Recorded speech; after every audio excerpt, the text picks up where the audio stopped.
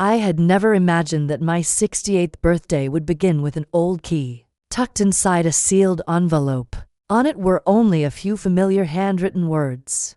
For Evelyn, when the time comes. Richard's handwriting. The very script I once cherished on the letters he sent from the battlefield. The very script I thought had ended with his death.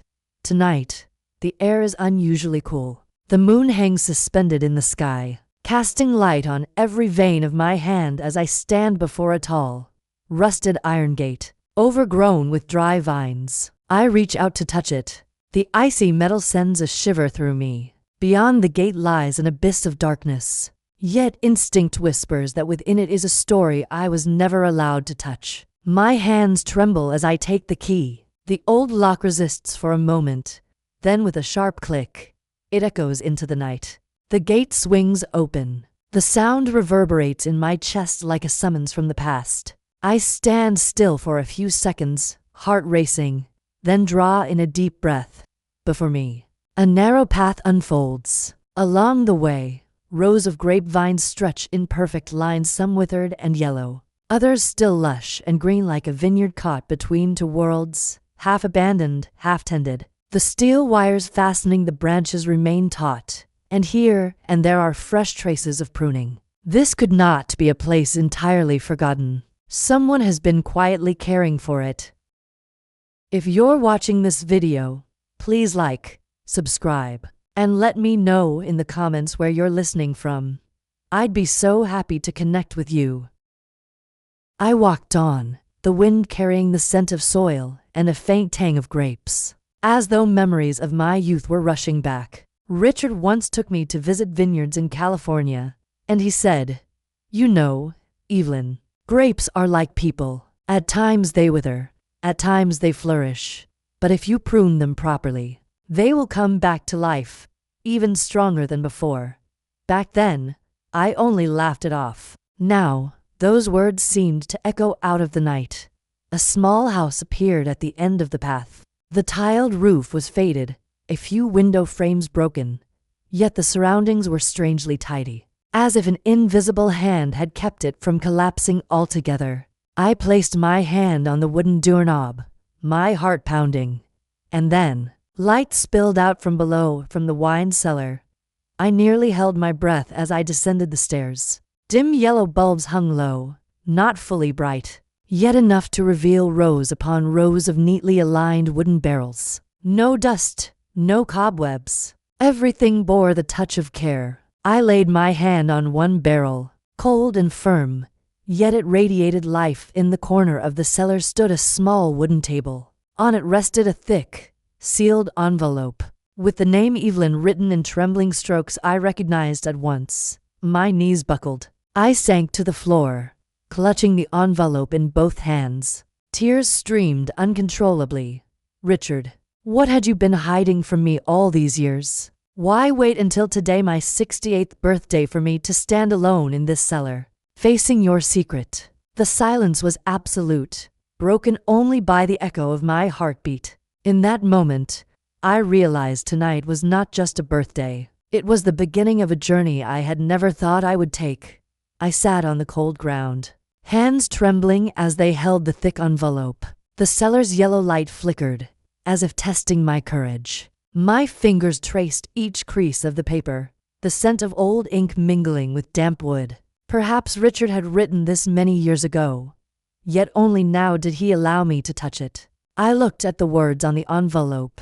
"Evelyn, this is the true legacy." The familiar handwriting tightened my chest. I could almost hear his voice whispering in my ear. Then everything he had left in the will, the mansion, the stocks, the bank accounts, were they merely a facade? And this abandoned vineyard, was the real thing? A surge of anger rose in me. I felt betrayed. The husband I once believed had shared everything with me had kept a world all to himself. For 8 long years, he had quietly built, hidden, and only after his death did I come to know. I broke down, crying in fury and pain. "Richard, how could you?" My voice rang out in the empty cellar, echoing back like an accusation. But then, my hand trembled again. Tears fell onto the envelope, smudging a few words. I couldn't deny that along with the pain, a surge of emotion seeped into my heart. How deeply must he have trusted me to entrust this secret to me alone? He chose me, and no one else. I drew a long breath and tore open the edge of the envelope. Inside were handwritten pages and another questionnaire, perhaps meant for a safe or an office on the estate. The first sheet contained only a single line. If you are reading this, it means I am gone. I am sorry for the years you endured my silence. But Evelyn, you are the soul of this place. Don't let anyone take it from you. I folded the page and held it against my chest. In that moment, the anger was swept away like sand under a wave. I sobbed aloud, caring nothing if anyone heard. Throughout our marriage, I had always thought of myself as standing behind the shadow beside a seasoned, decisive man. And now, he had handed me a tiny kingdom and with it, a great battle. I rose to my feet, wiped my tears, and looked around the cellar. The silent barrels seemed to watch me, waiting to see if I would dare claim this mission. I asked myself, was I strong enough? A widow who knew nothing of vineyard management, nothing of the wine trade, could I possibly shoulder this legacy? The wind whistled outside the cellar door, startling me. I lifted my gaze to the dim stairway, and in my mind's eye I saw Richard's figure descending, his warm smile just as it once was. I whispered, "You've placed too great a secret in my hands, Richard. I don't know whether to call it a gift or a burden." The answer, I knew, would not come right away. But in that moment, beneath the cellar's flickering light, and with the crumpled envelope in my hands, I understood. My life had just turned down another path, a path strewn with thorns, yet carrying something sacred I had not yet learned to name. I folded the pages, slipped them into my pocket, and slowly climbed the stairs. The wooden door creaked open, letting the night wind sweep in. I turned back for one last look at the illuminated cellar. In my heart, Richard's old words echoed. Grapes are like people, Evelyn. If you care for them, they will live again. And I knew, from this night onward, I would have to learn to care not only for the vineyard, but for the legacy, for the family, and for myself. I sat alone in the old wooden house, the oil lamp on the table flickering and casting long shadows on the wall. Outside, the night wind howled through the cracks in the door, carrying with it the rustle of dry leaves. I unfolded the remaining sheets from the envelope, Richard's handwriting firm, familiar, each stroke of ink still seeming to hold his warmth. Evelyn, if you are reading these lines, it means I am no longer by your side. I know this will make you both angry and sad, but please understand, every secret I kept was for you. A lump rose in my throat.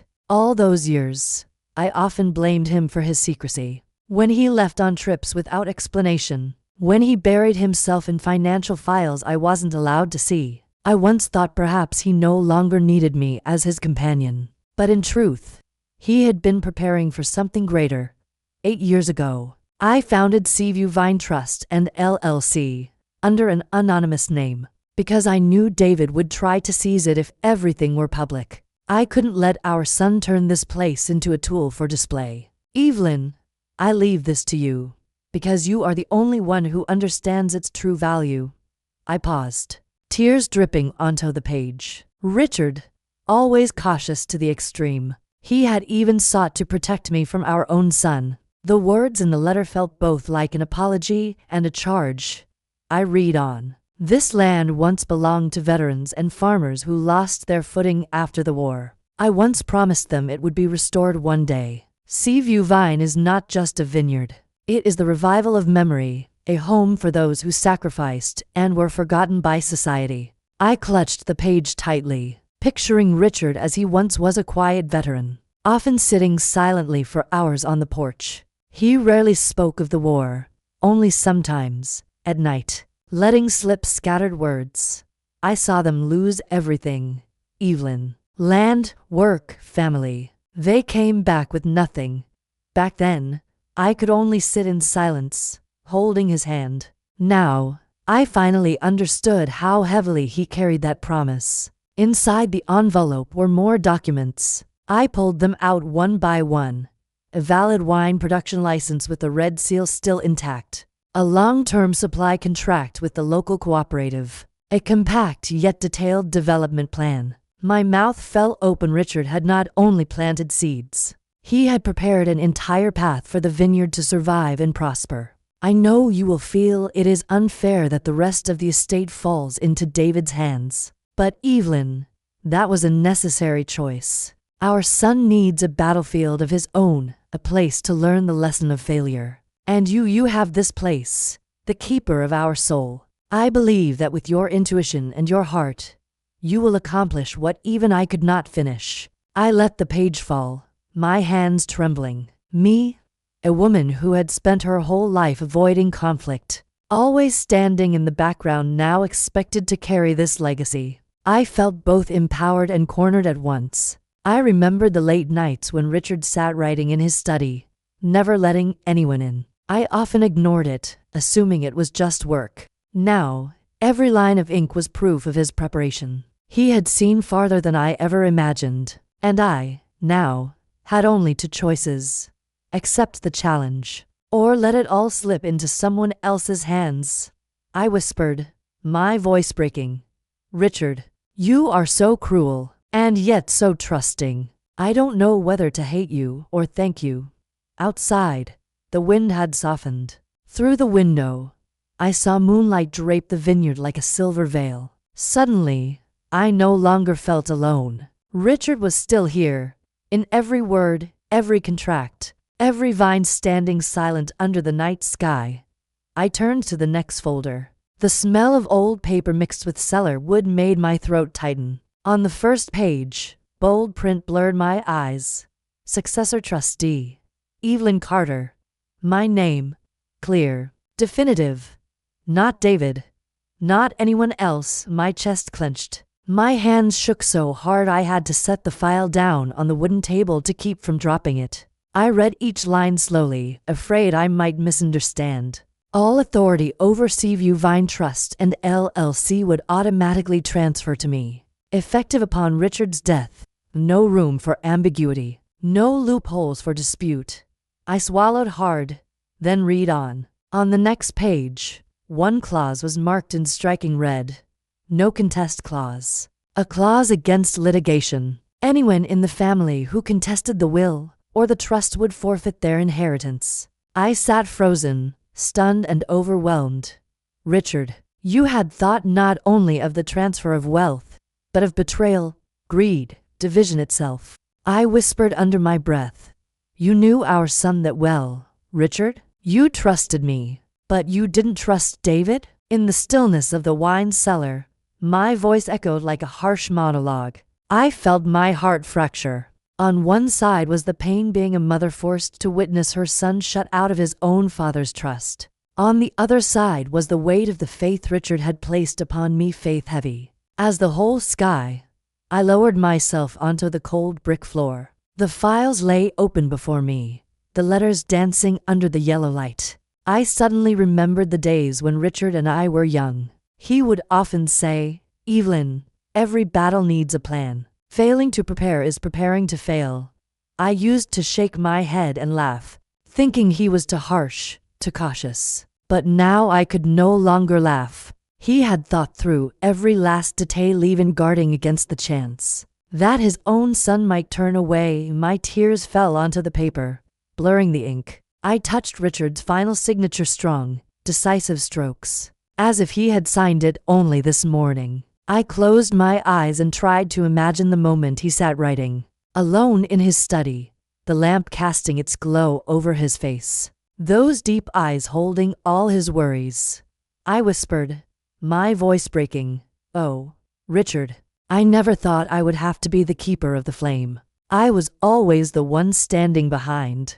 But you've placed this whole legacy in my hands. Am I strong enough? No answer came, only the wind slipping through the old cracks in the door. Yet in that silence, I felt a presence, as if Richard still sat somewhere, watching over me. I drew a long breath, smoothed the files with my hand, and closed them. Now I understood. Tonight was not only the night I lost the illusion that I had known everything about my husband, it was also the night I realized how much he had trusted me enough to lay out every step so that I would have no way to retreat. I rose, wiped my tears dry, and held the files to my chest. The fear was still there, but along with it burned a small flame of quiet determination I had never felt in myself before. Richard had prepared the battlefield, but this battle would be mine to fight. And I whispered, as a promise to myself, "All right, Richard, I'll step in, but not just to keep your word, to find myself again." I had just closed the file when the wooden door above suddenly swung open. The creak of its hinges ripped through the stillness of the wine cellar. My heart sank. I knew those footsteps, heavy, hurried, familiar. "Mother," David roared, as his figure filled the doorway, his tall frame casting a shadow down the steps. His eyes were dark, furious, and for a flash I saw the little boy who once crumpled a test paper because the grade wasn't perfect. Before I could speak, David stormed down the stairs, his gaze sweeping over the lit cellar, the wooden barrels. The file on the table before it stopped at my hands clutching the stack of papers to my chest. "What the hell are you doing here?" he spat, each word clipped. "This place is just a worthless plot of land drowning in debt. Father's secrecy doesn't change the facts." I drew in a deep breath, forcing my voice to stay calm.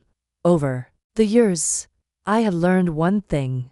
When David was angry, if I answered with anger, I would only feed the fire. "You're wrong, David," I said slowly, keeping my eyes steady.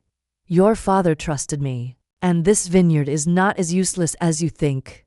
He gave a sharp, bitter laugh that bounced off the cellar walls. "Trusted you? Don't joke. Father never acknowledged me, never gave me a real chance. Instead, he left you. This rotten shed. This is a joke. A way to humiliate me." Pain stabbed at my heart. The son I had raised, the boy I once held when he fell and scraped his knees, now stood before me with eyes full of resentment. I wanted to reach out to him, but I knew if I tried now he would only thrash harder. "David," I said, my tone steady though every nerve felt like a drawn string, "your father wasn't humiliating you. He wanted you to discover your own worth, with your own hands." His face hardened as he stepped closer, pointing directly at the file. "Give it to me. If father left anything, I have a right to know. I'll call a lawyer. I'll tear everything apart." "You don't understand the law, you're just deluding yourself." I shook my head, holding the file tighter to my chest. "Your father already thought of that. This trust isn't a game, and he prepared every detail. You can't use the law to take it from me." For an instant, I saw David's eyes falter. He clearly hadn't expected me to know so much. I, the gentle mother who always avoided conflict, was standing straight now, unyielding. "You thought your father left me on the sidelines," I continued, my voice trembling but firm. "But the truth is, he trusted me more than anyone." The air thickened. I heard the wind whistling outside the cellar door, mingling with the pounding of my own heart. David narrowed his eyes, his teeth clenched, caught between rage and the confusion he was trying to hide. I knew my son, the more cornered he felt, the harder he would fight. He snatched up a nearby wooden chair and hurled it aside. The crash against the wall made me flinch, but I stayed where I was. I could not let him see me afraid. "Fine," David finally spat, his voice hoarse. "I'll be back. With a lawyer. With everything father left behind. How long do you think you can hold on?" He turned, each heavy footstep thudding on the stairs. The cellar door slammed shut behind him, leaving me alone in the flicker of the yellow light. My shoulders sagged as I sank into a chair. My hands trembled so hard the file nearly slipped to the floor. Inside me, pain and emptiness wrestled. David, my son.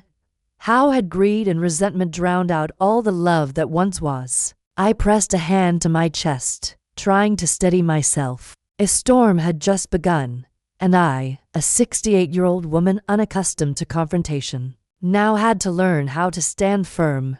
David's voice still rang in my ears, sharp as a blade. Father never acknowledged me. Never. This isn't a legacy. It's a game to humiliate me. I stood still, the file clutched to my chest. My throat tightened, but I still managed to get words out. Not true. He gave a dry, bitter laugh. Not true? You think he trusted you? What do you know about business, about law, about running anything? Your father trusted me, I said softly but firmly. More than you realize. David leaned toward me, his eyes bloodshot. Trusted you? Look at this. He left me nothing while setting everything up for you. Don't you see? I was nothing to him. I looked at my son and, for a moment, saw an 8-year-old boy huddled on the porch during a storm, trembling as he asked me, Mom, does Dad love me? My chest constricted. David, I whispered, your father never hated you. He was afraid ambition would consume you. And he was preparing to protect you too. He faltered, just for a heartbeat. Then the wall of anger snapped back up. Stop. I'll call a lawyer. I'll tear all of this apart. No one will take my rights from me. I slowly set the file on the table, opened to a page, and turned it toward him. Your father anticipated this. Here is the no contest clause. If you sue, you lose the rest of your inheritance. Do you really want to gamble? David's eyes flickered. He swallowed hard, stepping back half a pace. Is that true? He thought that far ahead. The question escaped him almost involuntarily, but then he shook his head sharply, throwing me a defiant look. No, this is still a game, and I won't lose. My son, I called, my voice heavy. I don't want to win or lose against you. I only want to hold on to a piece of your father's soul, and to hold on to you. David turned, his hand gripping the door handle. He paused for a moment, his shoulders trembling. I thought he might say something, but he didn't. He only cast a confused, restless glance back at me, then slammed the door, leaving me alone in the cold cellar. I sat down, clutching the file to my chest. Tears fell in heavy drops, not only out of fear, but because my heart had just lost something sacred. In the darkness, I whispered, Richard, how do I keep the legacy and still keep our son?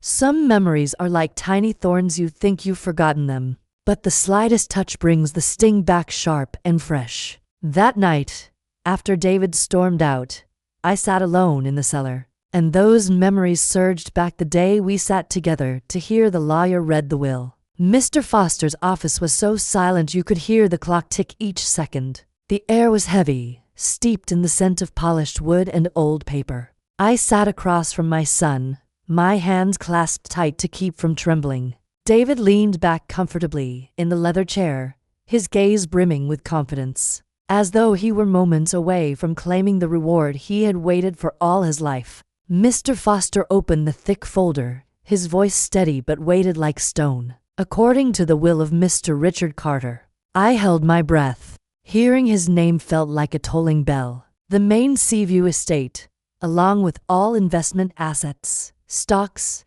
and securities, will be transferred to David Carter. David glanced at me, the corner of his mouth curling upward. A hidden smile, but I saw it. In his eyes, power had just landed neatly into his hands. I hadn't even gathered my thoughts when Mr. Foster continued. The remainder shall be granted to Mrs. Evelyn Carter in the form of an outlying property. An outlying property. He articulated the words with care, but to me, they rang like mockery. Some forsaken piece of land on the city's edge, offered in exchange for over 40 years of marriage and companionship.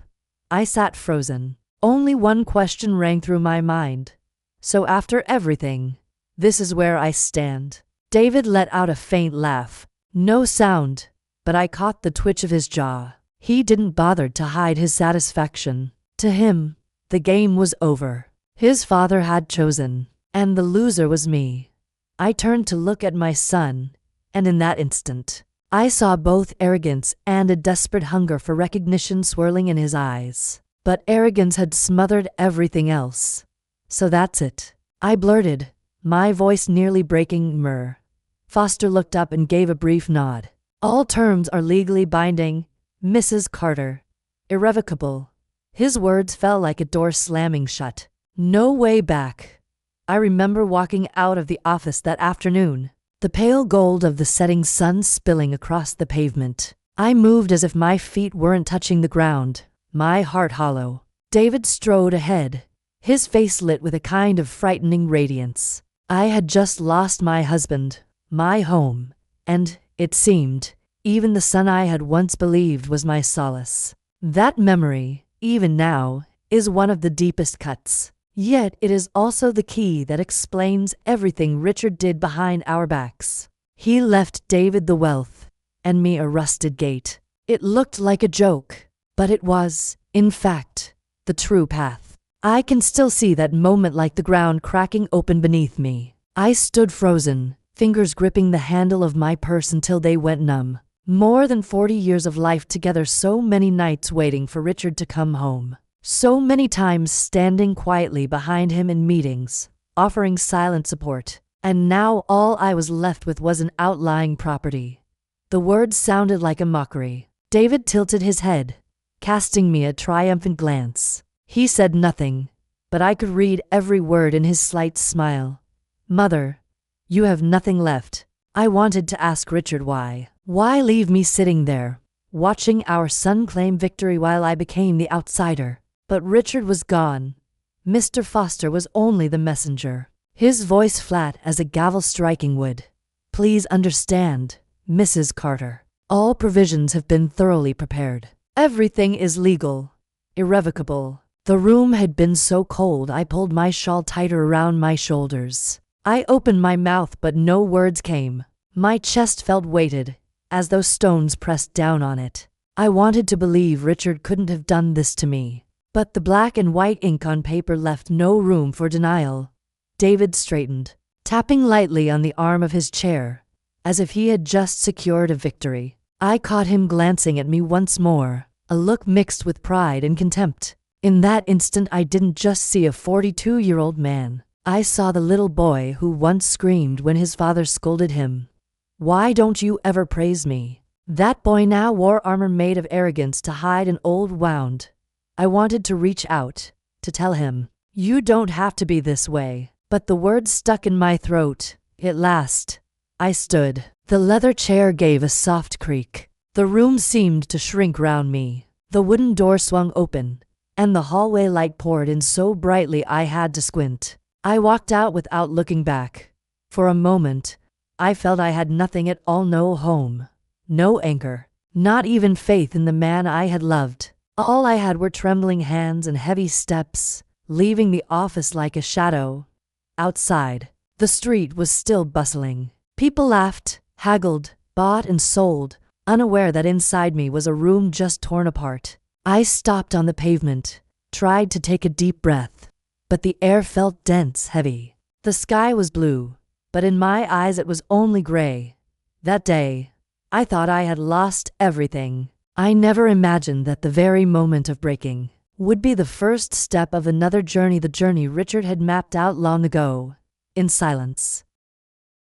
That afternoon, after stepping out of the lawyer's office, I sat silently in the passenger seat of the sleek car David had bought just a few months earlier. The road from the town center to the familiar estate had never felt so long or so cold. I stared out the window as the rows of trees blurred past. David drove in silence, his hands gripping the wheel, his lips pressed tight with pride.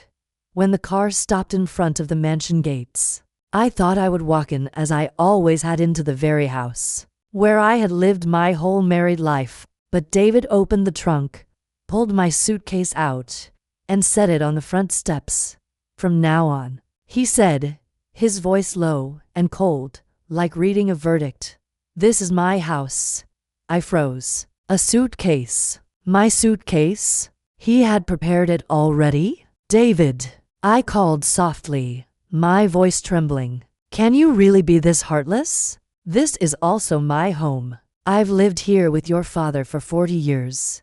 He turned, eyes hard. Father left the mansion to me. The papers are clear. The law is on my side. And you, he glanced at the suitcase. You have the outlying property. Stay there. I swallowed hard, each word from my son like a knife twisting in my chest. I never imagined you'd speak to me like this. I raised you, cared for you. Do you remember who was there for you when your father was away? David sniffed, avoiding my eyes. Don't drag emotions into this. This is business. Ownership. Father decided. I'm just following through. No, David. I stepped closer, taking hold of his sleeve. This isn't just paperwork. This is family. If you push me out like this, do you think your father would be pleased? He jerked his arm free, anger flickering in his eyes. Father never trusted me, never recognized me. He only trusted you. What do you have that I don't? He pitied you. That's all. I stepped back, my chest aching. David, do you really believe your father pitied me? You're letting greed speak for you. He was silent for a few seconds, then exhaled sharply and gave a bitter laugh. Believe what you want. But the truth is, from today on, you have no place in this house. You'd better go, before this becomes a scene. I looked around the porch where I used to hang flower baskets, the window frames where Richard and I had once stood waving our son off to school. Now they were like distant, unfeeling walls. A few neighbors passed by, their eyes glancing over with curiosity. But none stopped. Tears spilled over. I could no longer hold them back. My son, I never thought there would come a day when I'd be thrown out of my own home by you. David said nothing. He simply turned his back, opened the door, and went inside, leaving me alone on the porch beside the old suitcase. The wooden door closed with a heavy thud, like a full stop at the end of a life I had known. I sank down next to the suitcase, my hands trembling. Everything felt like a bad dream. Only a few hours earlier, I had still thought I would at least keep this house as a place to remember Richard. Now I had become homeless inside my own life. Before I could rise, David opened the door again, poked his head out, and spoke in a cold voice. You have the other property, stay there. Father planned everything for you, didn't he? Stop clinging to this house. I looked up at my son, my eyes blurred with tears. Do you really think that, David? Do you think I want to fight you? I only want a home, a place to remember your father. He frowned, hesitated for a moment, then shrugged, forcing indifference. Father arranged it. You can't change it. Better to accept it. You don't belong in this mansion anymore. Don't belong? I repeated, my voice breaking. This is where I hung every picture frame, planted every rose bush, where I gave birth to you. You tell me I don't belong? David turned his face away, avoiding my eyes. Just go. I have a meeting tonight. Don't make this harder for me. I wanted to say more, to hold on to something, but my throat closed. In my son's eyes, I had become nothing but a burden. The wooden door shut again, and this time it didn't open. Numb, I dragged my suitcase down the steps. My feet felt like stone. The little path leading to the gate, where Richard and I used to walk hand in hand every evening, now stretched out endlessly. A shadow flickered near the fence. Mrs. Martha, the longtime neighbor, was watering her flowers. She looked at me, her eyes hesitant. I heard her whisper to her husband, poor Mrs. Carter, thrown out by her own son right at the door.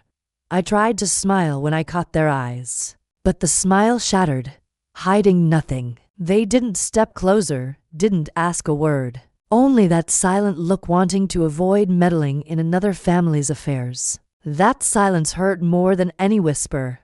I pulled my suitcase along, the wheels rattling over the familiar gravel path. With each step, my heart burned. Richard's voice echoed in my mind. I will always keep a home for you. But that home had now slammed its door against me. When the mansion gates closed behind me, I turned for one last look. The house glowed with light, standing proud on its broad grounds. Yet to my eyes, it was already foreign. No longer a home, just an empty shell of brick and stone, where my son was drowning in ambition. I dragged my suitcase down the road, the wheels scraping against the silence of dusk. No one walked beside me. No one opened a door to welcome me back. All I had was a strange address on a page of the will, an outlying property. I stopped beneath a street lamp just flickering on and drew in a deep breath. The wind carried the tang of salt from the sea, sharp against my lips. In that moment, I felt like someone without an anchor, lost in the middle of her own life. But then, from deep within, a small voice whispered, "Evelyn, if you've been cast out of the old house, take it as an invitation to step through a new door." I gripped the handle of my suitcase tighter and wiped away my tears. The road ahead was long, and I didn't know what awaited me. But I understood this. From that moment on, I had to walk into the unfamiliar, trembling, alone, yet unafraid to begin. I dragged my suitcase to the suburban house, the one the papers called a property, but to me was nothing more than four cold walls. That night I sat alone in the living room, on a frayed upholstered chair under the flicker of a yellow lamp.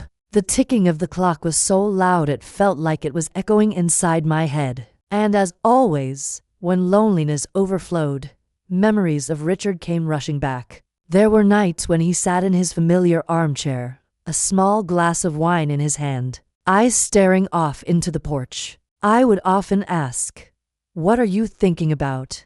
Richard would slowly swirl his wine, eyes fixed on the dark.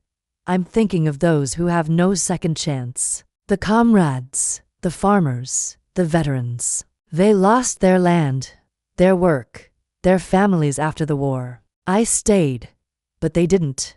I would sit beside him, placing my hand over his. "But you came back. You have a home, a family. Isn't that the greatest luck?" He would give a sad smile, his calloused hand tightening on mine. "Luck, yes, but also a burden. Evelyn, I carry them with me every day. Sometimes I see them sitting beside me, staring at me with empty eyes. I promised myself, one day, I'd find a piece of land to bring back to life. Not for me, but for them." I remember laughing then, trying to brush off the shadows in his eyes. "You dream too much. We're not rich. What piece of land could revive everything?" Richard turned to me, his gaze firm, so unlike his usual gentleness. "Not everything, just one place. One place big enough to plant hope." Back then, I took it as a romantic vow from a veteran still haunted by his past. But now, sitting in this cold house, I realized it hadn't been vague words at all. It had been a plan, a resolve he carried to his last day. Another time, at dinner, Richard sat silent for a long while before sighing. "Do you see it, Evelyn? This world is changing too fast. Those who bled are the ones left behind. I can't stand to watch it." I put my spoon down, looking straight at him. "But you can't carry everything. You've done enough. Our family needs you, not the ghosts of the past." He shook his head, his smile kind but weary. "It's because of family that I can't turn away. If one day I find that piece of land, it won't just be mine. It will be yours, our sons, the whole community's." When David was about 10, he had been sitting at the table, half listening. He asked offhandedly, "What land are you talking about, Dad?" "We're not farmers." Richard laughed and tousled his son's hair. "Son, there are things more valuable than money. Land can feed people. It can hold memories. One day, you'll understand." David scrunched up his face and pouted. "I just want you to give me a chance to do business." I still remember Richard falling silent for a long time after that. He looked at his son with a heavy gaze, then turned to me and shook his head slightly. Perhaps it was in that moment he realized the gap between him and his son was beginning to widen. Back then, when Richard spoke of finding a piece of land to bring back to life, I only laughed it off. I thought it was just a distant dream, a way for a man scarred by war to soothe painful memories. I never truly believed he would make it real, and yet, here I was now, standing in the lit wine cellar, rows of grapevines stretching outside. And I understood. He had kept his word. Every wooden barrel, every row of grapes, every contract each was proof of the promise he had made. I gently placed my hand on a barrel, whispering as if to myself, "Richard, you really did it." A surge of emotion welled up inside me. Part of my heart trembled with gratitude for the trust my husband had placed in me, for seeing that he had never forgotten his vow, but another part felt weighed down, as if by a stone, because now the entire dream rested on my shoulders in my mind. His voice echoed from memory. "Evelyn, I trust you. You can care for it, not just for our family, but for those who have lost hope." I laughed through my tears. "Trust me? Richard, do you really think I can bear this? I've never managed anything bigger than a family dinner. I've only ever stood behind you." In the darkness there was no answer, only the wavering yellow light and the quickening of my own heartbeat. I remembered Richard's face in his final days, gaunt, but his eyes still bright. At the time I didn't understand why he kept fussing over files, why he took secret trips. Now I knew. He wasn't preparing for himself, but for me, for our family, for a larger community beyond us. Yet while that realization choked me with emotion, it also filled me with fear. I could ruin everything. I could let David swallow this legacy whole. I could become the woman who failed, in front of the entire village. I sat down on the wooden steps, hugging my shoulders. Loneliness washed over me like waves. Love and burden twisted together, tearing my heart in two. "Richard, you put too much faith in me, and I'm not sure I can carry it." A gust of wind slipped through the cellar door, carrying the scent of earth and wine. In that instant, I closed my eyes and imagined Richard still here, standing behind me, laying his hand on my shoulder, whispering, "You won't be alone." But when I opened my eyes, there was only darkness and the silent cellar, and I understood. From this moment on, this road was mine to walk alone. A sudden knock echoed through the silent wine cellar. I jolted, my hand still resting on the wooden barrel. For a moment, my heart pounded as if it might burst from my chest. Who could be coming here in the middle of the night? "Mrs. Carter," a hoarse male voice called down, deep but firm. "It's me, Samuel Ortiz. I once promised Richard that one day I would meet you here." The name made me freeze. Samuel, Richard's old comrade. I remembered seeing him a few times at veterans' memorials, a rugged man, with a weathered face and calloused hands. I climbed the steps, hesitantly opening the cellar door. The man standing there looked exactly as I recalled. Speckled gray hair, broad shoulders, eyes darkened by too much loss. "What are you doing here?" I asked, my voice cautious. Bewildered, Samuel gave a slight nod, as if he had long awaited this day. "I just received an email from the trust system. It was programmed automatically upon Richard's death. The successor would be formally activated. And you, Evelyn, you are the new trustee." My grip tightened on the doorframe, my head spinning. Everything seemed to be happening too fast. "Trustee? You mean me?" Samuel sighed, his gaze pensive. "Yes, I know it's a shock, but Richard gave instructions. He trusted you. And me. I've been the one tending this place in the shadows for the past 8 years. By day, I lived in town, working as usual. But when night came, I returned here pruning, watering, keeping everything alive without raising suspicion." I stared at him, astonished. "You disguised to hide it?" "That's right," Samuel replied firmly. "Richard didn't want David or anyone else finding out too soon. So we let the outside look abandoned, overgrown weeds, a rusted gate. But inside, everything was running. Half of it was Richard's work, half of it mine." I sank into a wooden chair near the door, my hands clasped together. "So, all this time, you knew, while I didn't." Samuel was silent for a moment, then spoke slowly. "Richard believed you needed protection from scheming. He knew David would stop at nothing. He feared that if you learned too early, you'd be dragged into the storm of conflict. I let out a bitter laugh, my voice breaking in the night. And what about now? I'm already caught in it. My son knows. He's furious, and he'll surely come back with a lawyer. Samuel's eyes glinted with resolve. Then we must prepare. I have the financial records, tax filings, the production plan. Everything is still in good standing. But the most important thing is, you must step forward. I lifted my head to look at him, my heart racing. Me, I've never run a vineyard, never signed a contract. I'm just a widow, Samuel. No, he cut me off, his voice so firm it stunned me. You are Evelyn Carter, the woman Richard trusted more than anyone. And believe me, Richard never bet wrong.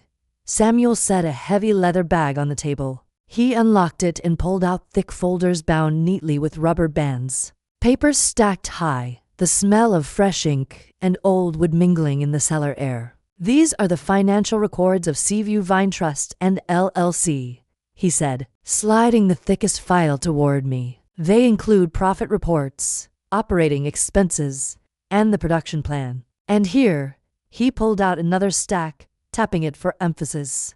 The tax documents. Richard left no loophole for outsiders. I stared at the pile, overwhelmed. Only hours ago, I had been a homeless woman dragging a suitcase down an empty street. Now I was faced with a mountain of responsibility, left behind by my late husband and his comrade. I've never touched things like this, I admitted softly. Samuel crossed his arms, his eyes stern, his voice so blunt it caught in my throat. I won't lie to you, Mrs. Carter. At first, I didn't think you were strong enough. I told Richard that giving you the vineyard was no different than handing it to David in the end. A sharp pang went through me. And Richard, what did he say? Samuel gave a faint, sorrowful smile. He only replied, Evelyn has a strength you cannot see. Trust her. I said no more. But deep down, I still doubted. The silence between us stretched taut as a string. I could feel Samuel's testing gaze. He did not hide his skepticism. I drew in a deep breath, picked up the file. Numbers and legal terms blurred before me, a foreign language. My hands trembled, but I forced myself to turn the pages, one after another. Then I looked up, meeting his eyes. My voice wasn't loud, but it was clear, deliberate. Perhaps you're right. I've never been strong. I avoided. I yielded. I let others decide. But now it's different. If I give up, everything Richard built will vanish. I have to learn how to be strong. And I will learn starting today. Samuel's brow furrowed, his eyes flickering. For the first time, I saw hesitation in his gaze. He nodded slowly and said, Very well. If you truly want to learn, I'll teach you. But remember, this vineyard isn't just property. It's a legacy. If you fail, it's not only your family that will lose, but the memories of those who have already gone will be buried as well. I clutched the file tightly to my chest, feeling both fear and determination. I understand, and because of that, I will not let failure happen. In the flickering yellow light of the cellar, I saw Samuel's eyes soften, as though, for the first time, he truly believed in me. The next morning, I was fumbling about in the small farmhouse kitchen when a knock came at the door. Opening it, I found Clara Mitchell, her silver hair tied neatly in a bun, carrying a wicker basket with a fresh loaf still warm inside. The scent of basil and butter drifted through, softening the gloom. Good morning, Evelyn, she greeted with a smile, her eyes warm yet measured. I heard you've returned here. I suppose the time has finally come. I invited her in, setting the bread on the wooden table. Clara, I didn't expect you to know about this. She slipped off her shawl and laid it on a chair. In fact, I've known since the day Richard first came to survey the land. He didn't hide everything from me. We spoke many times about his intentions. I froze. He who told you? Clara sighed softly, her gaze turning distant. Richard said that one day, this place would be more than a vineyard. He wanted it to become a community center, a place where townsfolk, veterans, and farmers could return to find connection, a place to preserve memory, not just to sell wine. Her words stirred something deep in me. So Richard had shared with Clara things he never told me. I felt both warmed and faintly jealous. He never spoke to me about it in such detail. Clara gave a gentle smile. Perhaps he didn't want to burden you, but I know he was serious. He saw this vineyard as his second soul. I fell silent, gazing out the window. The rows of vines stretched long and green under the morning sun. No longer abandoned land, but a legacy demanding responsibility. Clara sat down, her voice low and deliberate. But I have a concern, Evelyn. I know you are kind-hearted, and I believe Richard was right to trust you. Still, I fear that if you turn this place into a business, it will become a noisy marketplace, stripped of its soul. I looked up, startled. Commercialized, you mean? Producing, selling wine, expanding operations? Yes, Clara nodded, her eyes stern. I've seen too many places deformed by profit. They destroy memory, destroy the landscape, all for money. I don't want this place to go down that road. I gripped my teacup, absorbing her words. A tide of hesitation rose inside me. On one hand, I knew Richard had prepared contracts, licenses, all pointing toward sustainable production. On the other, Clara's words struck at my deepest fear, that I might, without meaning to, turn this legacy into a commercial burden and strip it of its spirit. Quietly, I asked, if Richard were still alive, what do you think he would choose? Clara smiled, but it was a smile tinged with sorrow. He would have chosen the middle road, preserving memory while also sustaining the community. But balance is hard, Evelyn. And now that responsibility rests with you.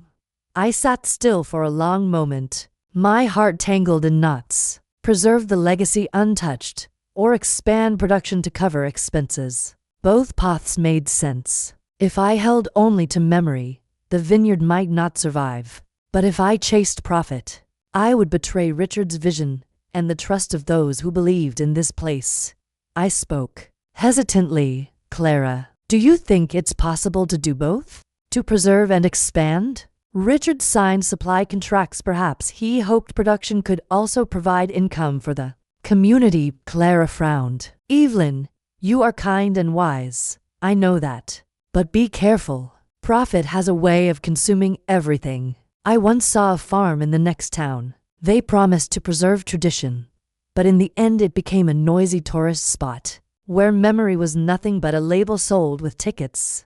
I leaned my chin on my hand, gazing out the window at the vineyard. The young vines trembled in the wind, as if waiting for me to decide their fate. You know, I sighed softly. All my life I've avoided big decisions. Richard was always the one to bear them. Now everything rests on my shoulders, and I've never felt so small.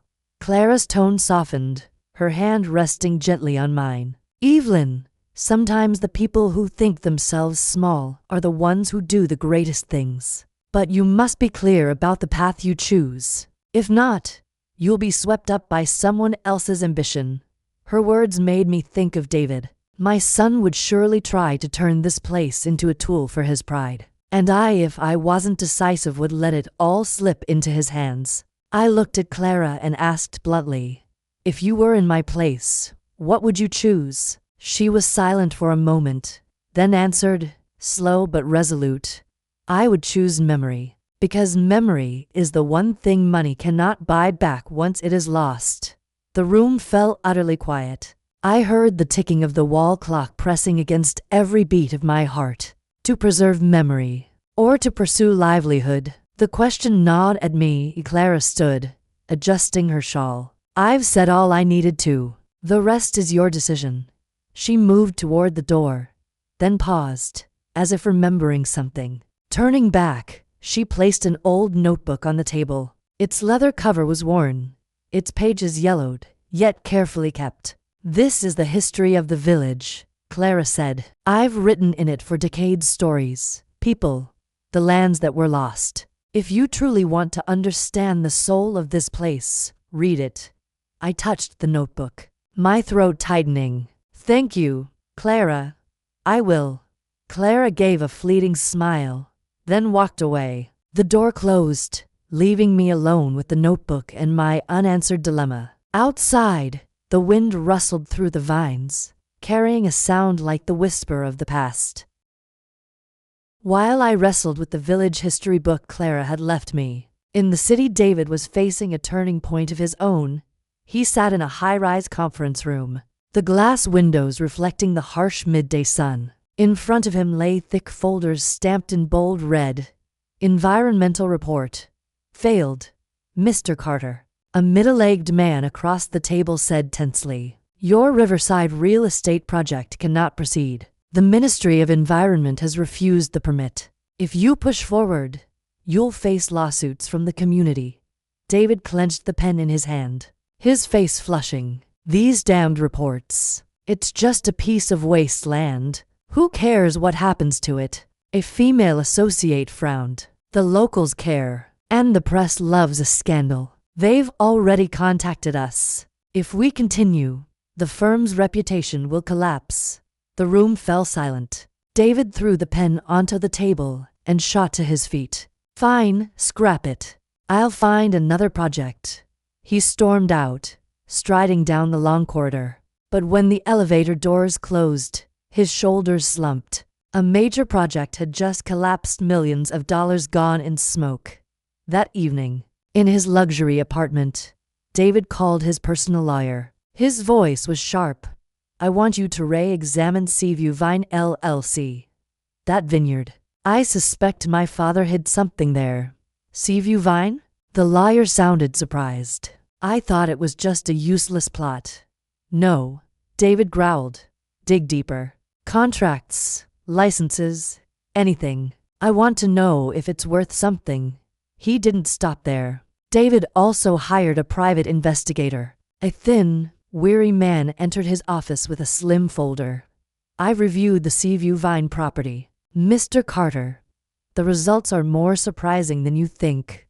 David leaned back in his chair, arms crossed. "Go on." The investigator laid out photos.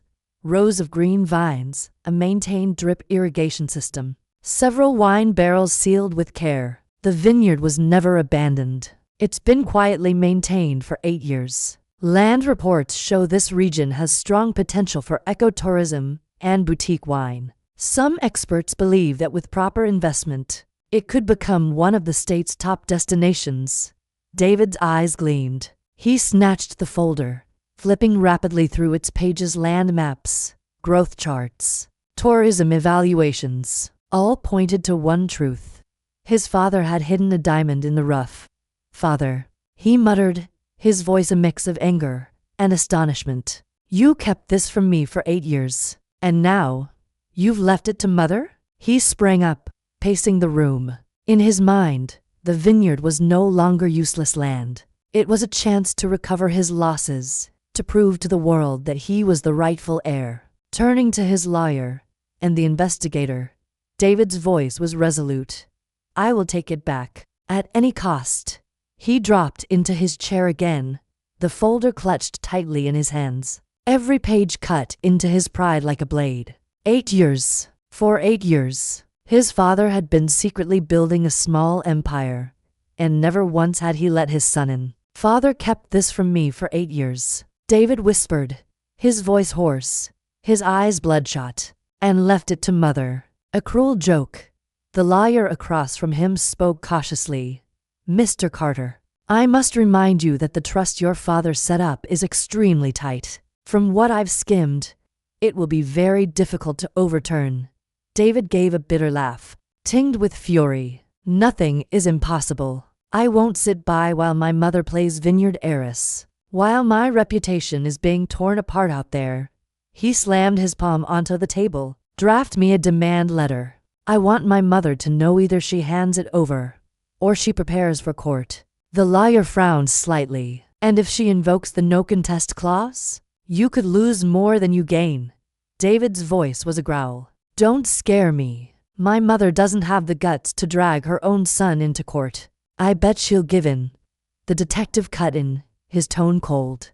Be careful, Carter. Mrs. Evelyn isn't what you think. Recent photos show she spends nights at the vineyard with an older man, likely Samuel Ortiz. If that's your father's old comrade, then she's not alone. David paused, then his eyes darkened. Even better. Let's see how far a widow and an old man think they can stand against me.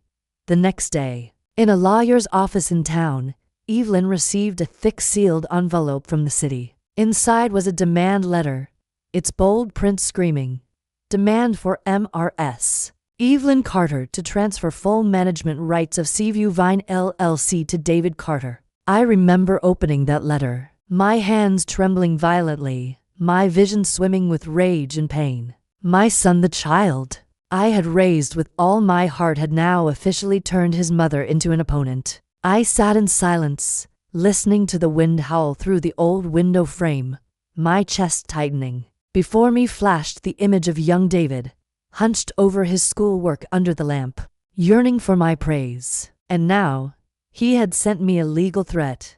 Two tides surged within me, maternal anguish, and a newly kindled resolve. I understood then that the family conflict had reached its breaking point. There was no turning back. In the quiet room, I whispered as though to Richard, "My love, the storm has truly begun."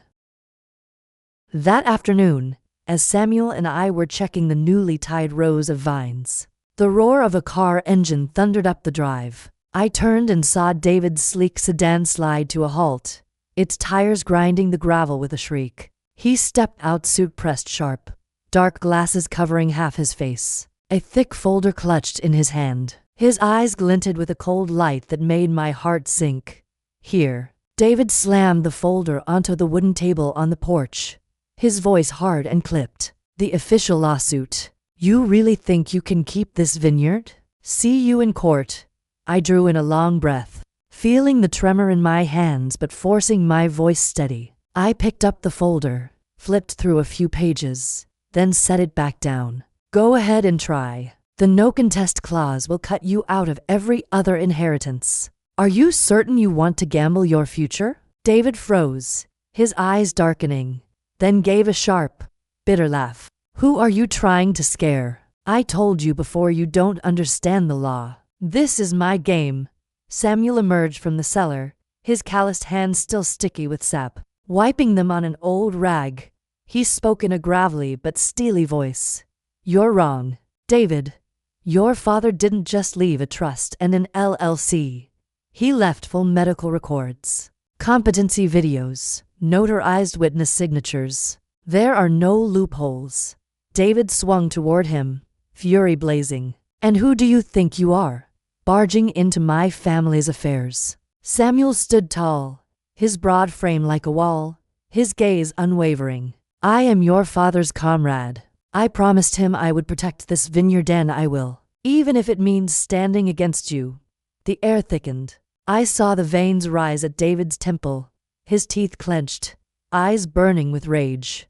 "My son," I interjected softly, but firmly, "I don't want this family turned into a battlefield. But if you keep pressing forward, you'll be the one who loses everything. This isn't a threat, it's the truth your father prepared." David lowered his voice, almost hissing through his teeth. "Father was always scheming, never trusting me. And now, you've taken his side."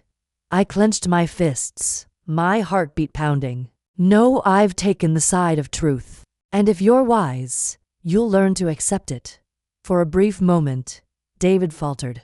I saw uncertainty flicker in his eyes at the mention of the no contest clause, and the ironclad records his father had left. But it passed as quickly as a cloud over the sun. He rebuilt his wall of pride, his lips curling into a cold smile. "How marvelous," David said, his tone dripping with sarcasm. Mother, a 68-year-old widow, suddenly turned lawyer and judge. I don't know whether to laugh or cry. Maybe father was right, he trusted you, not me. But don't forget, I'm the one who understands markets, who understands business. This so-called community legacy, it will only drive you into bankruptcy in a few years. I pressed my palm hard against the wooden table until my nails dug into my skin. David, you don't understand. Your father didn't leave this place to be a trophy. He wanted it to live, but to live with a soul.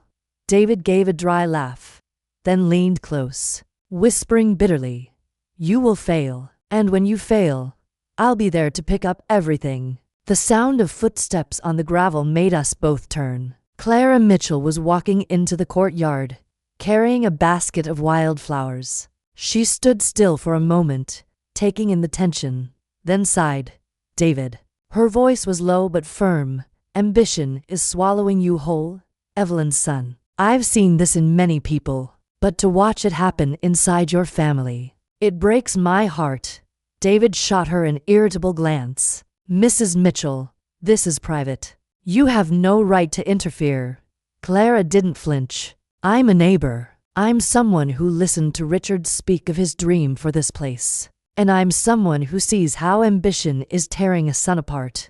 Do you want to turn this vineyard into a casino, a noisy market? Have you thought of the memories your father left behind?" David froze for half a beat, then rebuilt his armor. "Memories don't feed anyone. Money does." Clara shook her head, her eyes heavy with sadness. "The greatest mistake is putting money above your own soul."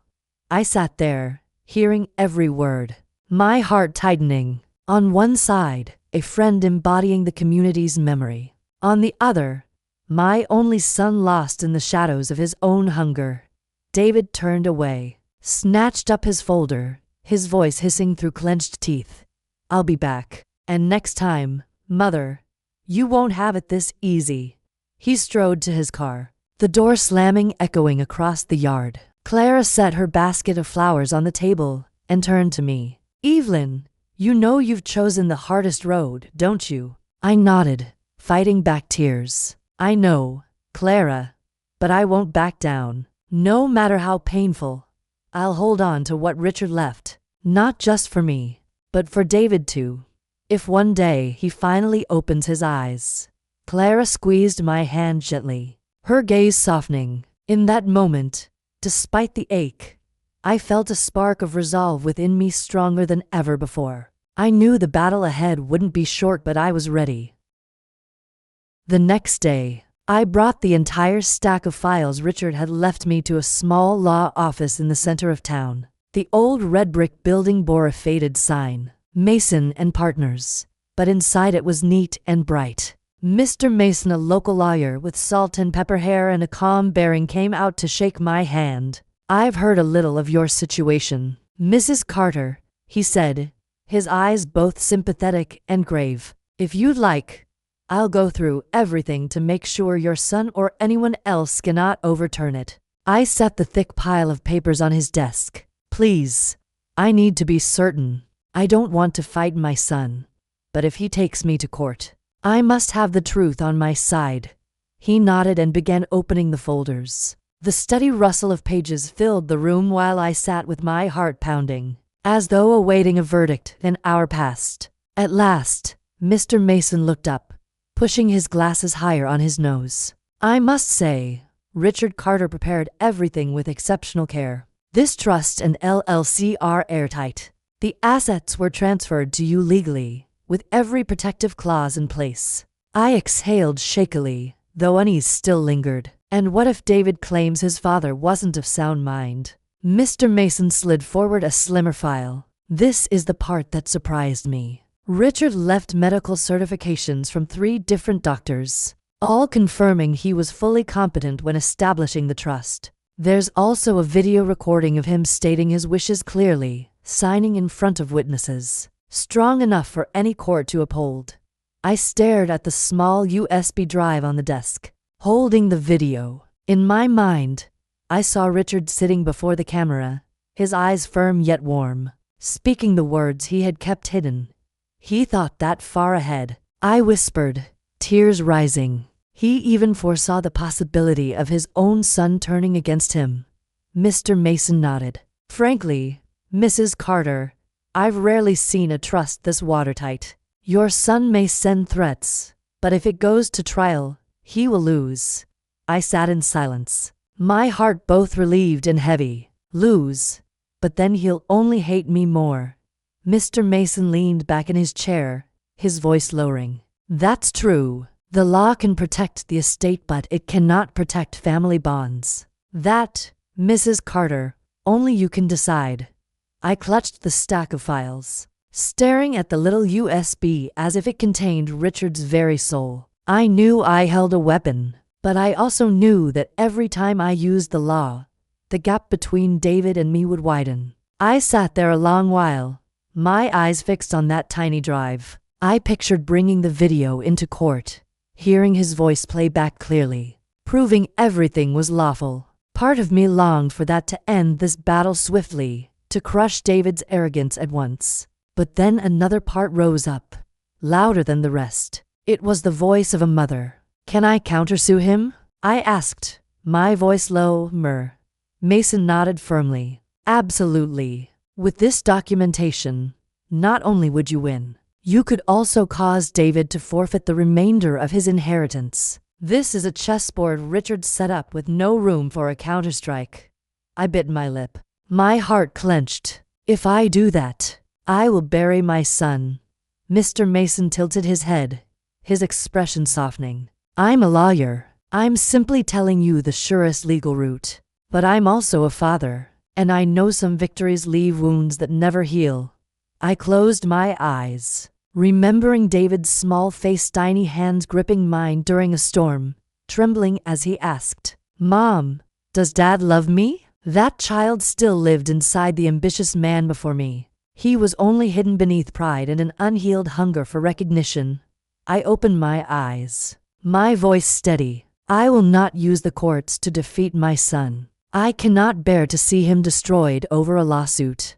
I want him to change, to understand what truly matters. That is the victory I want. Mr. Mason looked surprised for a moment, then gave a slow nod. The path you choose is far harder, but if you have the patience, it may be the only way to preserve both your family and the legacy. I gathered the files, holding them to my chest like a shield. Stepping out of the office, the noon sun struck my face. Never before had it been so clear. I could beat David in court, but I would lose my son, and I was not willing to pay that price.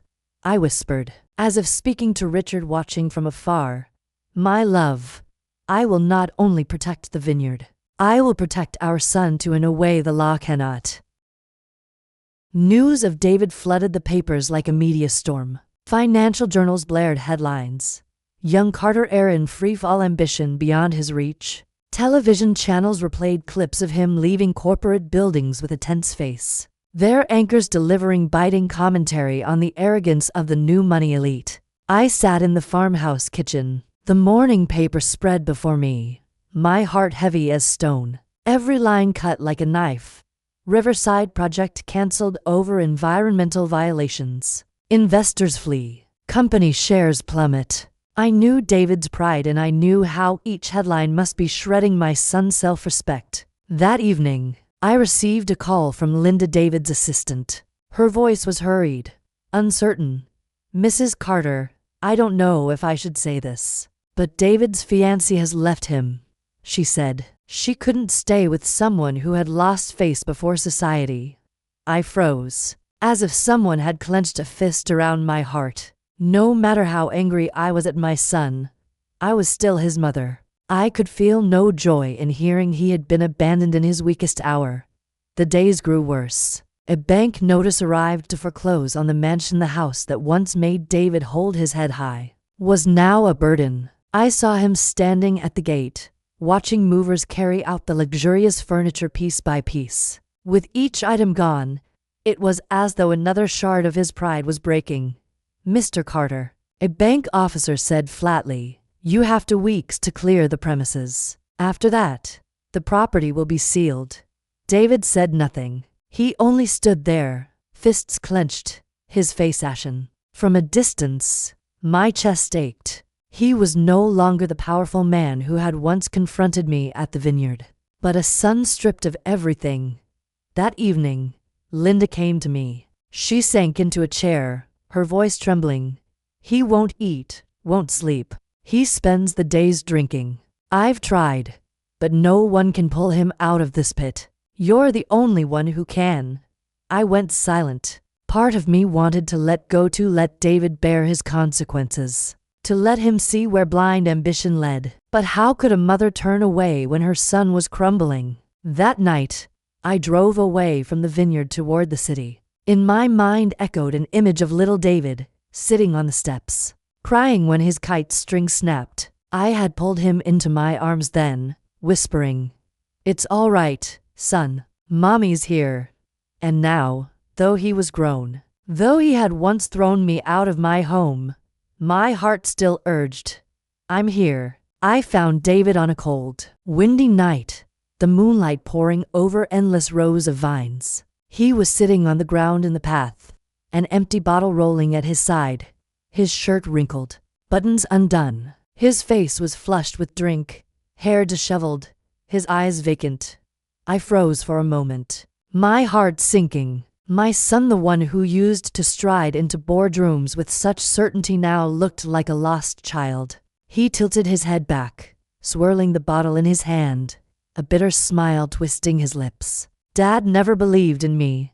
Never. You know that, don't you, Mom? He only believed in you. To him, I was just a failure dressed up as success. Nothing I ever did was enough." His voice cracked in the wind, mixed with a broken sob. I wanted to move closer, to pull him into my arms, but my feet felt nailed to the ground. David kept rambling, his trembling hand pointing at the rows of vines. He chose grapes, chose land, chose strangers over his own son. "Don't you see, Mom? He left everything to you, to Ortiz, to this damned community. And me, I've got nothing." I stepped forward at last and knelt in front of him. In those dull, wine-clouded eyes I saw not just anger, but the boy who had once longed for his father's approval and never found it. "David," I whispered, my voice shaking, "your father may not have said it, but he always thought of you. What he left behind wasn't rejection. It was a test, a chance for you to understand what real worth is." He gave a dry laugh, tears rolling down his face. "Worth? I've lost everything: money, the house, the woman I loved. What's left that's worth anything?" I reached out and touched his shoulder gently. "You still have me, David. I'm still here. But, son, I can't save you if you don't want to change. If you want to stand up again, you'll have to accept my conditions." He lifted his head, his blurred eyes locking on mine. "Conditions? You're bargaining with me now?" I swallowed hard but kept my voice steady. "Not bargaining. This is the only way to save this family and to save you. If you keep going like this, you'll lose everything. And this time, there won't be another chance." David went quiet, staring at the ground. His hand tightened around the bottle, then slowly loosened. In that moment, I knew a small crack had opened in the wall of his pride. I sat there beside my crumbling son, my heart aching but resolute. I understood clearly. This was the moment I had to lay down the terms. If I didn't, everything Richard left, the vineyard, the legacy, and our family would turn to ashes. The next morning, as the sun was just rising over the hills, I sat at the wooden table in the farmhouse kitchen. In front of me was a blank sheet of paper, the fountain pen trembling in my hand. I had never been the one to write cold clauses like a contract, but today I had to, not only to protect the legacy Richard left behind, but also to save my own son. I titled the page, "Conditions for Moving Forward." Then I wrote down 3 clear bullet points. 1. Financial transparency. Every expense must be recorded and reported regularly. No more black funds or risky investments. 2. Funds supervised by professionals. No one, not even David, may use them arbitrarily. Experts will manage the capital to ensure it is not lost. 3. Change of attitude toward mother and the community. Arrogance must give way to respect. Otherwise, there will be no second chance. When I finished, I put the pen down and stared at the 3 lines. They were like knives cutting off reckless hope, yet also like a door opening to another path. That afternoon, David arrived. He looked haggard, stubble covering his face, dark circles under his eyes. I handed him the paper, my voice calm but no less firm. David, these are the conditions I'm setting. If you want to come back, if you want to continue to have a chance, you must accept all three of them. He took it, skimmed through, then slammed it down on the table. You think so little of me? Financial transparency. I'm not a thief. Funds supervised by professionals? I don't need a babysitter. And this, he growled, pointing at the last line. You dare force me to change the way I treat my own mother? I looked straight into his eyes. My voice no longer trembled, but was steady, resolute. No, I don't think little of you. This isn't an insult. This is the last chance. If you still want to keep a part of your father's legacy, if you still want to keep this family, then you must change, not just for me, but for yourself. He gave a bitter laugh, stepping back as if looking for an escape. Last chance. You're cornering me. I slowly stood up, moving closer. David, you've already cornered yourself. The failed projects, the mansion foreclosed, your fiancé gone. Do you want to lose more? Or do you want, for the first time in your life, to try standing up with truth and respect? He stayed silent, breathing hard. I could see the struggle in his eyes between pride and despair. My son, I lowered my voice, almost a whisper. Your father built all this to protect us. You can destroy it in a year, or you can save it with me. The decision is yours. The air in the room was so thick I could hear the clock ticking with each beat. David stood there, his hand gripping the paper I had just handed him, his breathing heavy as though he were about to explode. The cellar door opened and Samuel stepped in. He stood tall, his hands still stained with grape sap, his stern eyes sweeping over mother and son. He tapped his knuckles on the table, his voice low and hoarse. David, listen carefully. If you don't accept these conditions, I'll withdraw all my support. No more vineyard management, no more cultivation expertise, not a single hand will stay. Your father trusted me to protect this place, and I'll keep my word. But I won't protect someone who disrespects his legacy. David glared at Samuel, his lips trembling as if to protest. But then he found no words. The truth was, if Samuel turned his back, the entire farm system would collapse within months. At that moment, Clara appeared at the doorway, still holding the village history book in her arms. She didn't step inside, only stood and watched for a moment before speaking. Her voice slow but firm. David, sometimes love must come with discipline. Your mother isn't giving you conditions to humiliate you, but to save you. You may call it a burden, but in truth, it's your last chance.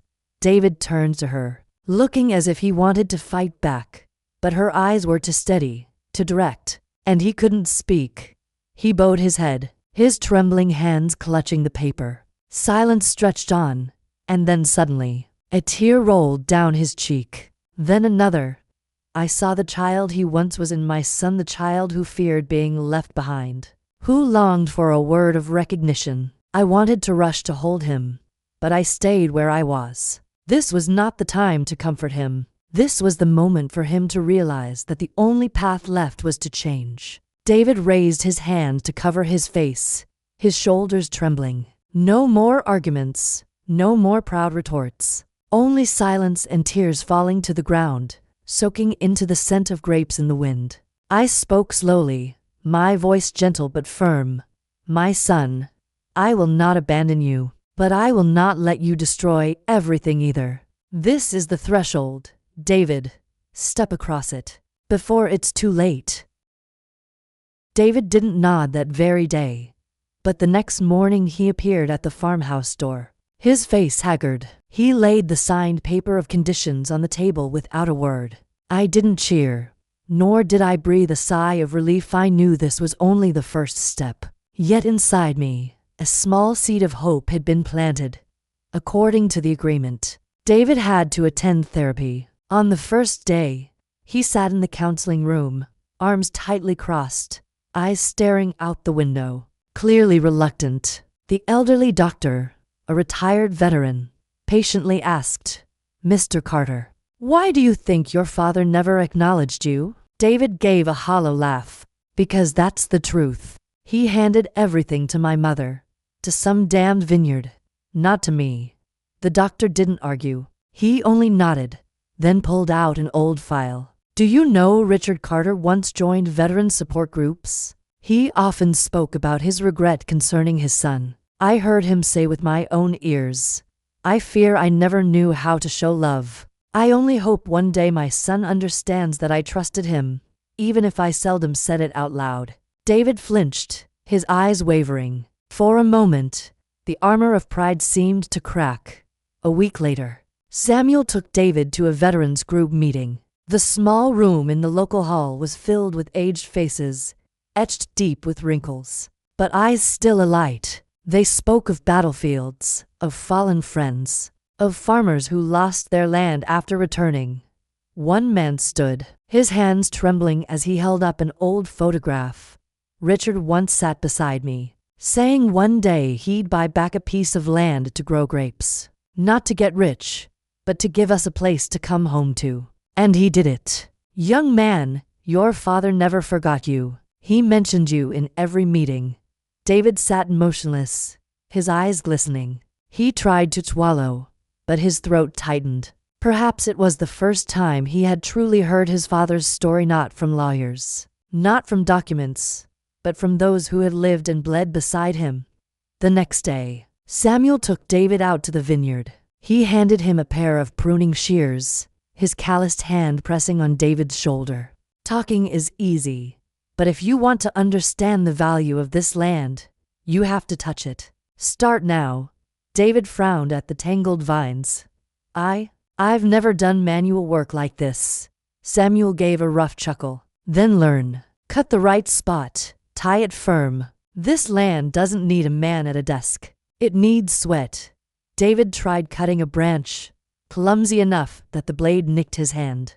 Drawing blood, he dropped the shears, staring at the red drop falling onto the soil. In his eyes flickered something unfamiliar, like he had just touched a truth he had long avoided. I watched from afar, my heart tight. It wasn't my victory, nor David's surrender. It was merely the very first sprout, breaking through from pain and loss. David stared at the dark red drop on his fingertip, frozen as if he had just discovered a truth he had never touched in 42 years. He whispered softly, voice trembling, choked as though speaking to himself. I never understood the value of sweat. I only knew how to sign contracts, calculate profits. Never once thought that a drop of blood or sweat could be worth so much." Samuel stood beside him, his gaze softened, his deep voice carrying quiet conviction. "Now you're beginning to understand. David, the land never deceives anyone. It only gives back if you pay with real labor." That evening, I saw my son sitting alone in the yard, eyes gazing into the distance. The next day, he suddenly called the car dealer and sold his luxury sedan, the very thing that had once been his. Pride. As the sound of the engine faded away, I caught a glimpse of relief in his eyes, as if he had shed a layer of hollow armor.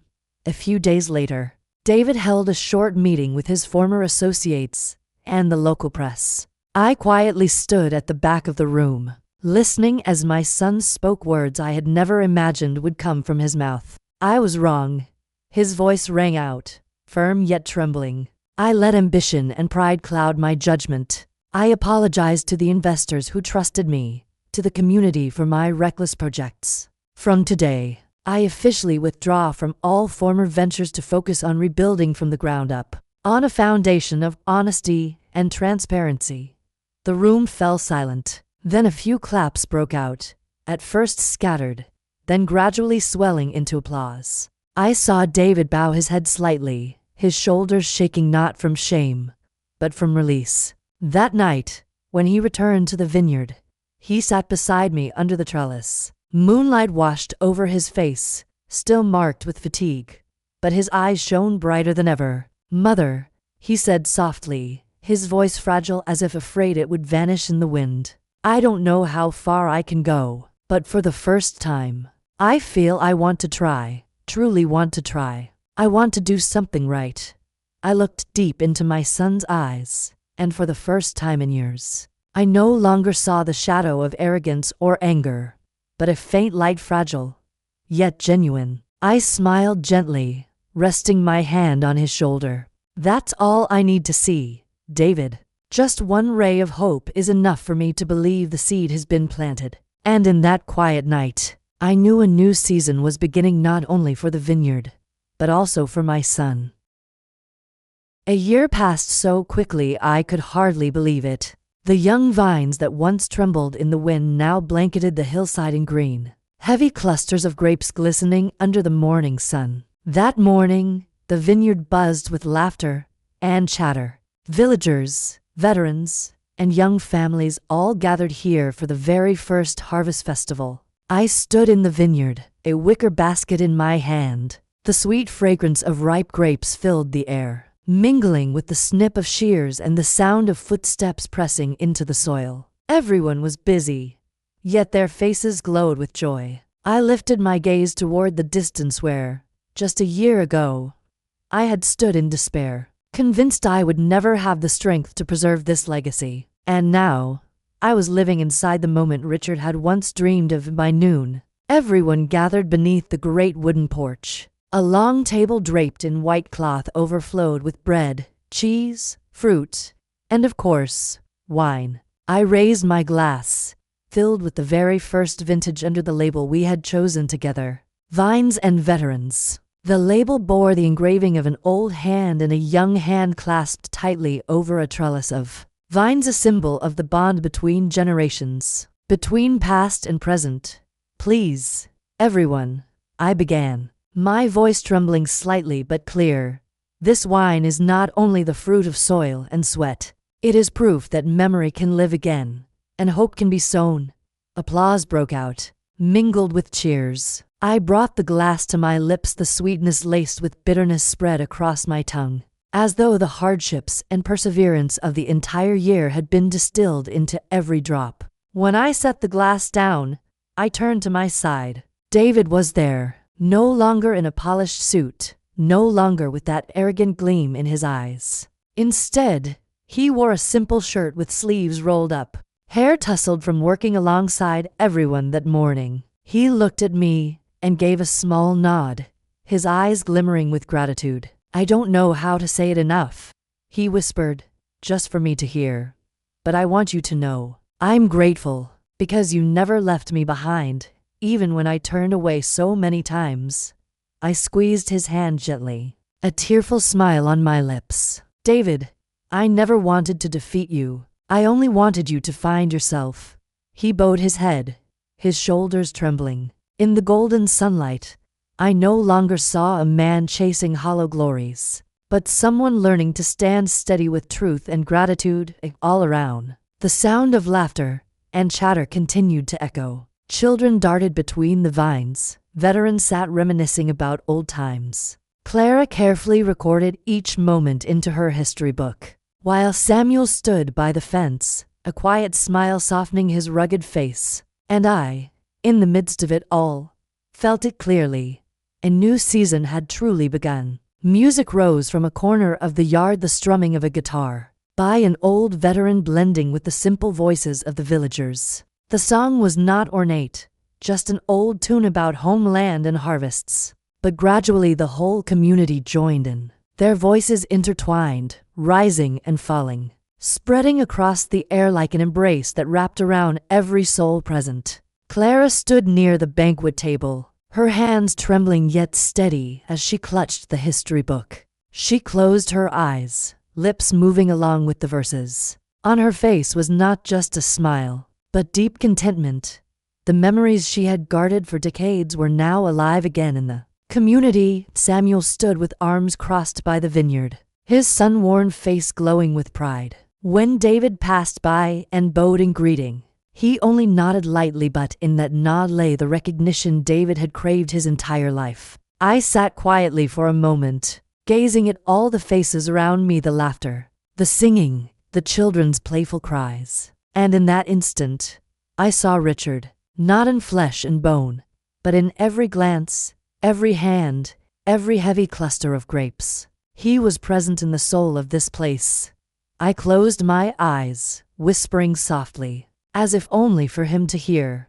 Richard, you left me, not just the land, but its very soul. I once feared I couldn't carry it, but today I know. You never truly left.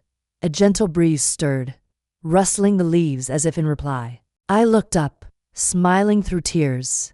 The music swelled, the voices carried on. The camera, if this were a film, would slowly pull back, rising past the porch, then farther still, until the entire vineyard came into view. Rows upon rows of vines stretched across the land, golden clusters gleaming in the sunset. And within that expanse were people, hand in hand, their faces bright with joy like one great extended family. The harvest season was not only proof of a year's labor, but a milestone in the rebirth of my family itself. A family once fractured by ambition, once thought broken, had now found hope again in every drop of wine, in every bead of sweat, and in every communal song raised to the sky.